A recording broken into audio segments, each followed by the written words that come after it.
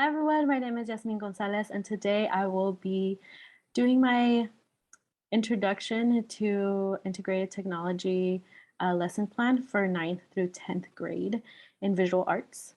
Our duration will be 60 minutes and our lesson type will be for one class, but we will be having the evaluation for the next meet due to a visual project. We will be taking a quick look at pointillism and cubism. Our standard is using multiple approaches to begin creative endeavors. Our objectives will be learn about styles and artists in relation to that technique and experience using a medium for their interest or they wish to try. From this, they will be applying their styles that they learned from the artist into their own for their visual project. Materials we will be using: internet access, laptops, classrooms, projector, computer, mixed media, paper journal. Might not have all of this stuff. Just kidding, I will. Graphite pencils with erasers, oil pastels, charcoals, pencils, watercolor pencils, paint brushes, watercolor brushes, or watercolor palettes and containers. So let's begin. We will be taking our laptops, signing in to our Pear Deck using the code that I will provide, and I will also provide the link. At first, we'll be doing a 3-minute self-evaluation. From here, I want them to keep an open mind throughout the lesson just to make sure they know that they do have the creative capabilities. They will have a little box through the Pear Deck just so they can put in their information. They go after we will start the lesson from here. We will start off and ask what pointillism is. They will be partnering up with someone close by, brainstorming what do they think pointillism is. I am using this or different memes just to catch their attention, basically. We will attach a response box right into this slide. Right when we find our definition, I will also add a link to what pointillism is. From here, they'll learn about the artist and the medium and the choice. And I put a teacher's choice question on here just so they go and read the rest of the excerpt. When they are done, they can click this box that will take them to a fun game about pointillism.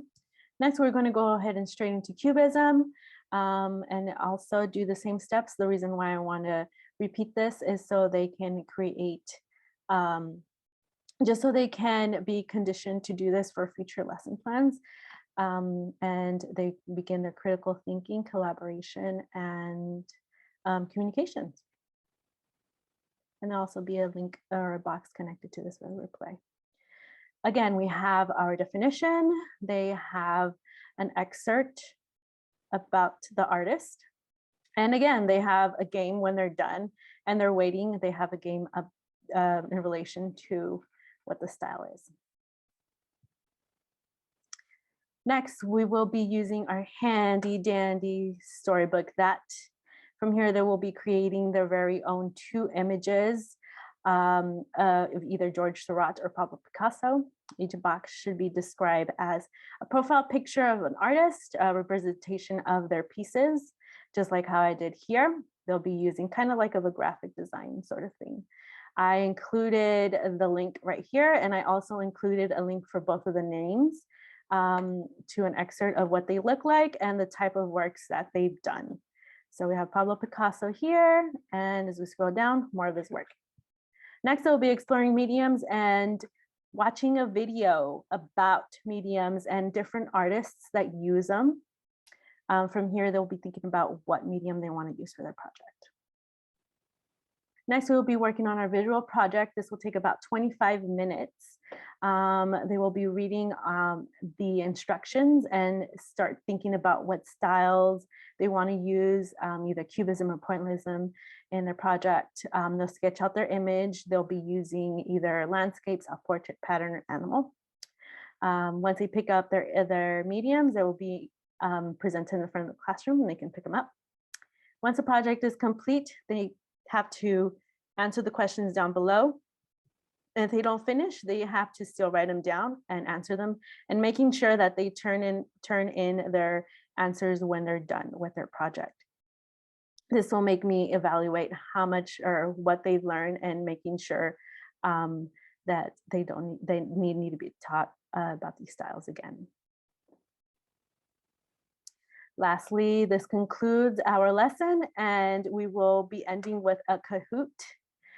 Um, and it's just a fun way to go back and just rethink and refresh what we've just learned. That concludes my presentation.